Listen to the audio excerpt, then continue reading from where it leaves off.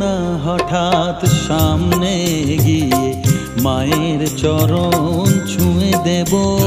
ভেবো না হঠাৎ সামনে গিয়ে মায়ের চরণ ছুঁয়ে দেব। দূর থেকে শুধু চোখের জলেতে মার রাঙা পা ধুয়ে দেব।